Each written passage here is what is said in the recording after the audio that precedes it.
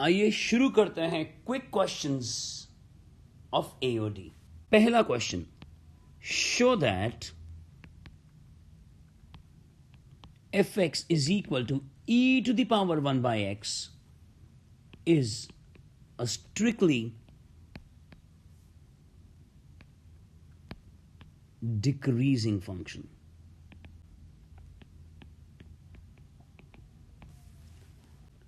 For all the values of x which are greater than 0. अब हमारे को इस क्वेश्चन का डोमेन पता लग चुका है, x is greater than 0. हम क्या करते हैं, हम जल्दी से डेरिवेटिव निकालते हैं और डेरिवेटिव आ जाएगा e raised to power 1 by x और 1 by x का डेरिवेटिव होगा -1 by x स्क्वायर। याद रखिए, एक्सपोनेंशियल फंक्शन की जो मर्जी पावर हो, e to the power 1 by x हमेशा एक पॉजिटिव क्वांटिटी होगा। और यहां तो x ऑलरेडी क्या है, ग्रेटर देन 0। तो हम यहां देख पा रहे हैं कि सारी की सारी रिस्पॉन्सिबिलिटी सिर्फ इस टर्म पर आ जाएगी, क्योंकि e to the power 1 by x तो ऑलरेडी एक पॉजिटिव क्वांटिटी है। और अब अगर हम -1 by x स्क्वायर पे फोकस करें, क्योंकि x जो है वो ग्रेटर देन 0 है, तो x स्क्वायर भी ग्रेटर देन 0 होगा और 1 by x स्क्वायर भी क्या होगा, greater than 0।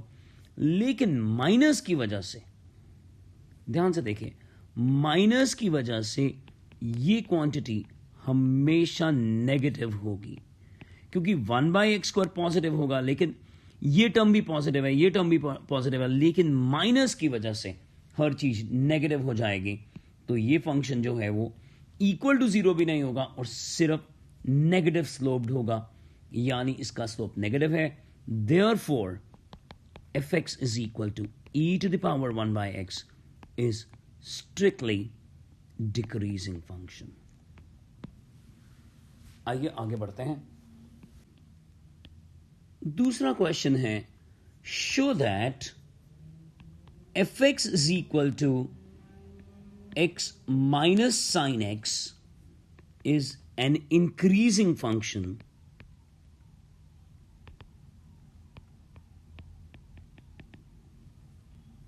for all the values of x belonging to R। कई बच्चों को ये सिंबल नहीं पता होता, इस सिंबल का मतलब है फॉर ऑल, x की सभी वैल्यूज के लिए, x बिलोंगिंग टू R। तो आपको क्या करना है, डेरिवेटिव करना है। एक इंटरेस्टिंग सा क्वेश्चन लग रहा है, x का डेरिवेटिव 1 हो जाएगा और साइन एक्स का डेरिवेटिव हो जाएगा कॉस एक्स। अब हमें इस 1 माइनस कॉस एक्स का साइन चेक करना है। आप सब लोग जानते हो कि कॉस एक्स की रेंज क्या होती है, -1 से लेकर 1 तक, और माइनस कॉस एक्स की भी रेंज क्या होती है, -1 से लेकर 1 तक। और अगर मैं हर जगह 1 ऐड कर दूं तो ये देखिए हमारे पास आ जाएगा डेरिवेटिव, यानी ये आ गया है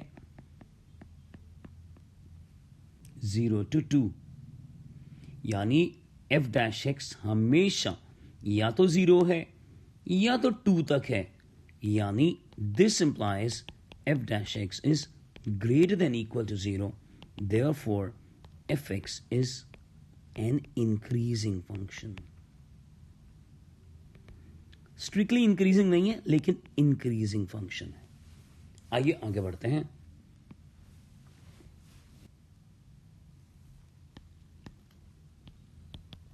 तीसरा क्वेश्चन है, if Rx is equal to 3x square plus 6x plus 5 is a revenue function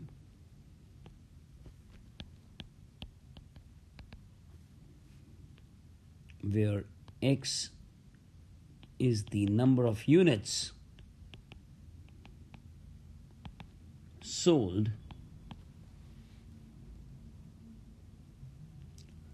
then find the marginal revenue when x is equal to 5। आपको मालूम है रेवेन्यू फंक्शन के डेरिवेटिव को मार्जिनल रेवेन्यू कहते हैं। हालांकि इको का एक इंपॉर्टेंट सा पार्ट है ये क्लास 11th और 12th के लिए।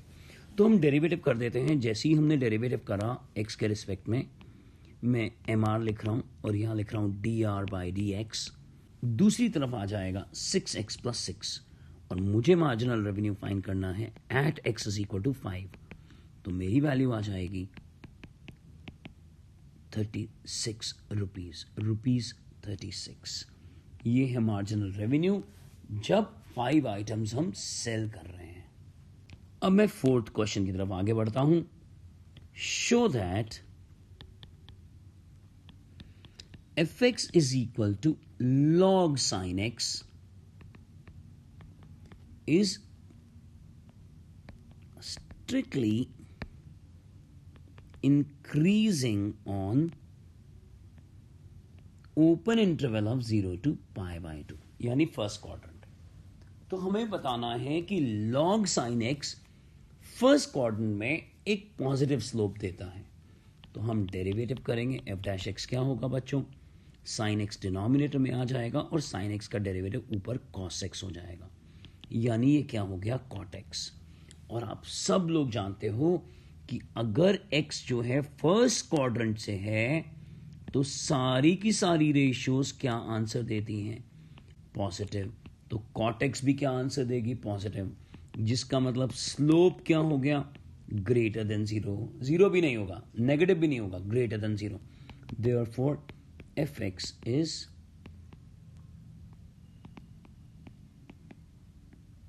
strictly increasing।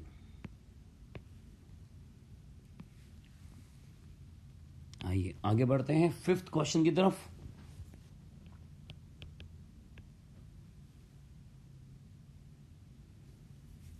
ये रहा fifth question. Find the slope of the normal to the curve x equals a cos cube theta, y equals a sin cube theta at theta equals pi by 4।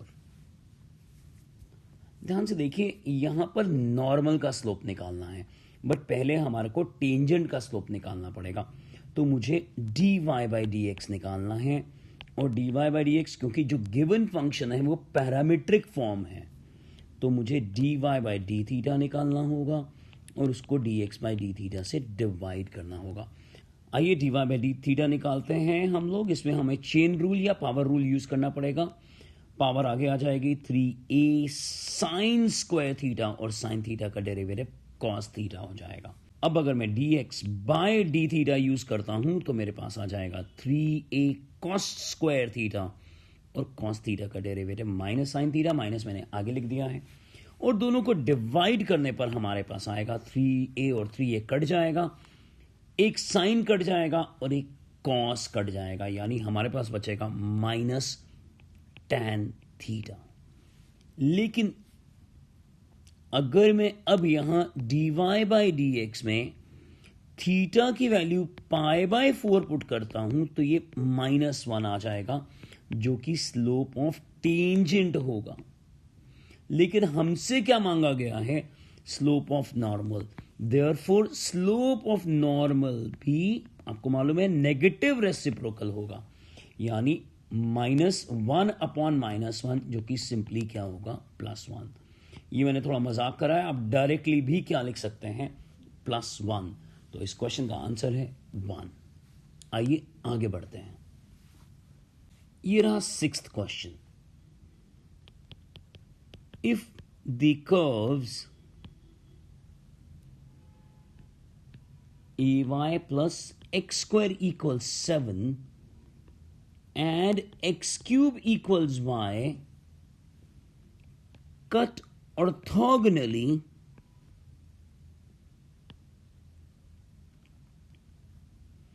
at 1, then find a, यानी find the value or values of a। जब भी bracket में s होगा तो याद रखिए एक value भी आ सकती है और एक से ज्यादा वैल्यू भी आ सकती है। तो हमें करना क्या होगा, हमें दोनों कर्व्स के स्लोप निकालने होंगे और इनके कॉमन पॉइंट पे, यहां कॉमन पॉइंट दिया है 1, 1, और इनके स्लोप्स को जब हम 1,1 पे फिक्स कर देंगे तो उनका प्रोडक्ट -1 आना चाहिए। आइए मैं पहले कर्व पे चलता हूं, इसको डिफरेंशिएट कर देता हूं। a dy/dx plus 2x is equal to 0 और dy/dx की वैल्यू आ गई है -2x/a। अगर मैं इसको फिक्स करता हूं, slope of tangent to first curve, क्योंकि ये 1 मार्कर है, इतना ज़्यादा आपको डिटेल में नहीं लिखना है, आप सीधा m1 स्पेसिफाई कर सकते हैं, टेंजेंट फॉर फर्स्ट कर्व। अब मैं क्या कर रहा हूं, मेरे पास आंसर आ गया है -2/a, तो मैंने इसे इक्वेशन नंबर 1 ले लिया है। अब मैं x³ is equal to y को डिफरेंशिएट कर रहा हूं, ये आ जाएगा 3x², दूसरी साइड होगी dy/dx, और इसको मैं m2 बोलूंगा, slope of the tangent to second curve. तो जैसे ही मैं यहां 1 पुट करूंगा, ये 3 आ जाएगा हमारे पास, और ये होगी इक्वेशन नंबर 2। अब फर्स्ट और सेकेंड को मैं मल्टीप्लाई करके -1 के इक्वल रखूंगा, because curves cut at right angle, orthogonal है, right angle, therefore m1 m2 is equal to -1। और मैं आपको वापस ले चलता हूं, ये रहा m1 -2/a और m2 की वैल्यू है 3, यानी -2/a into 3 is equal to -1। तो माइनस माइनस कैंसिल हो जाएगा, यानी a की वैल्यू कितनी आ जाएगी, 6। तो a हो गया 6। आइए आगे बढ़ते हैं क्वेश्चन नंबर 7 की तरफ। 7th question, if y equals x to the power 4 minus 10 and x changes from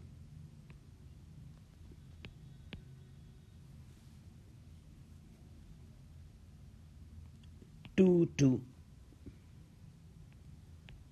2.01, then find the change in y। यानी क्वेश्चन में क्लियरली हमसे पूछा गया है कि सिर्फ y में चेंज निकालिए इस कर्व के रिस्पेक्ट में, अगर x पहले 2 था और फिर कितना हो गया 2.01।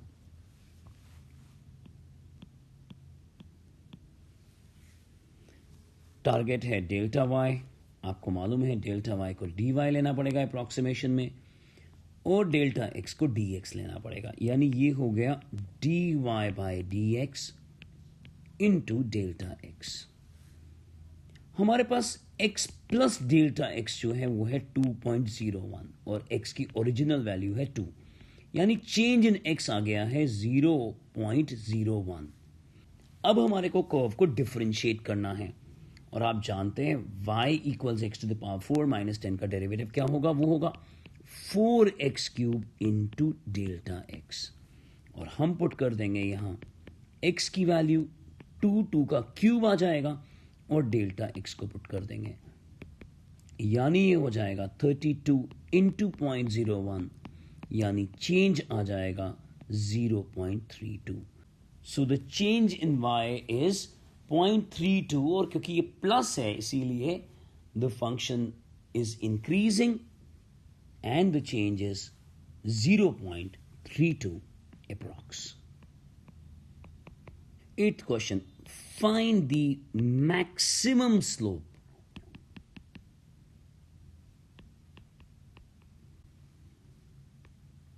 of the curve y equals minus x³ plus 3x square plus 9x minus 27। Maximum slope, यानी डेरिवेटिव करने के बाद मैक्सिमम मिनिमा शुरू होगा। सो मैं क्या कर रहा हूं, मैं dy/dx कर रहा हूं, और dy/dx आ जाएगा -3x² प्लस 6x प्लस 9, और इस dy/dx को अब मैं एच एक्स पुट कर लेता हूं। याद रखना क्वेश्चन अब शुरू होगा, मुझे स्लोप को मैक्सिमाइज करना है, तो मैं एच का डेरिवेटिव करूंगा, वो हो जाएगा एच डैश एक्स, ये हो जाएगा -6x+6। मैं लिखूंगा for maxima and minima, derivative is 0 और मैं एच डैश एक्स को 0 पुट कर दूंगा। मेरे पास जो क्रिटिकल पॉइंट आ जाएगा, आप देख पा रहे हैं एक्स की वैल्यू 1 आ जाएगी, और फिर हम डबल डेरिवेटिव कर रहे हैं, और डबल डेरिवेटिव आ रहा है -6। इसका मतलब ये लेस देन 0 है, therefore x is equal to 1 is the point of maximum slope.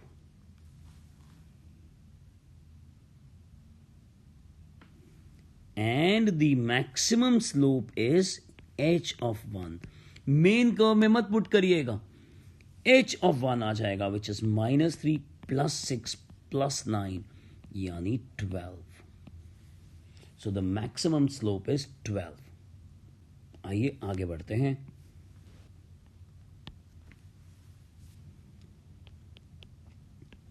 The function fx is equal to 2x cube minus 3x square minus 12x plus 4 has multiple choice है question ये, 2 points of local maxima, यानी इसमें 2 point ऐसे हैं जो local maxima को indicate करते हैं। Second, 2 points of local minima.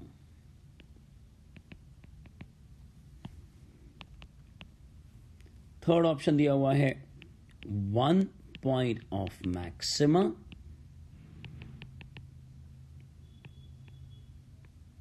And 1 of minima,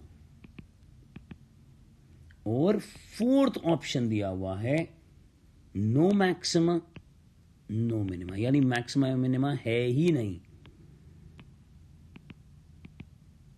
अब आप क्या करेंगे, आप डेरिवेटिव करेंगे और डेरिवेटिव को 0 करेंगे, सब कुछ क्लियर हो जाएगा। वहां से आपने डेरिवेटिव कर दिया है, आ गया है 6x² - 6x - 12। आप लिख रहे हैं for maxima and minima f dash x is equal to 0, और जब आपने इसे 0 पुट करा है, 6 कॉमन ले लिया है आपने, x² - x - 2 is equal to 0 आ गया है, और आप इसमें स्प्लिटिंग द मिडिल टर्म लगाते हुए आगे बढ़ रहे हैं। x कॉमन ले लिया है आपने, आपके पास 2 फैक्टर्स आ रहे हैं, आपके पास x की वैल्यू -1 और 2 आ गई है। अब आप अगला डेरिवेटिव करते हैं, और अगला डेरिवेटिव आ जाता है f डबल डैश x, जो कि आ रहा है 6 टाइम्स ऑफ 2x - 1। अब ध्यान से देखिए, अगर मैं यहां -1 को पुट करता हूं तो मेरे पास आ जा रहा है नेगेटिव वैल्यू, यानी लोकल मैक्सिमा। पूरा सॉल्व करने की जरूरत नहीं है, क्योंकि क्वेश्चन में पूरा पूछा ही नहीं गया। और अगर मैं 2 पुट कर देता हूं तो मेरे पास आ रही है पॉजिटिव क्वांटिटी, देख रहे हो, सो लोकल मिनिमा। इसका मतलब इस फंक्शन में एक मैक्सिमा है, that is it has 1 point of maxima and 1 point of minima, यानी ऑप्शन सी जो है वो एक करेक्ट ऑप्शन है। आइए आगे बढ़ते हैं क्वेश्चन नंबर 10 की तरफ। अब है question number 10। The sides of equilateral triangle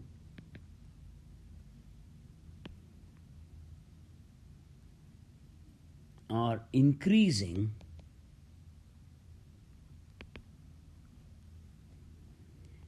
at the rate of 2 centimeter per second. Find the rate at which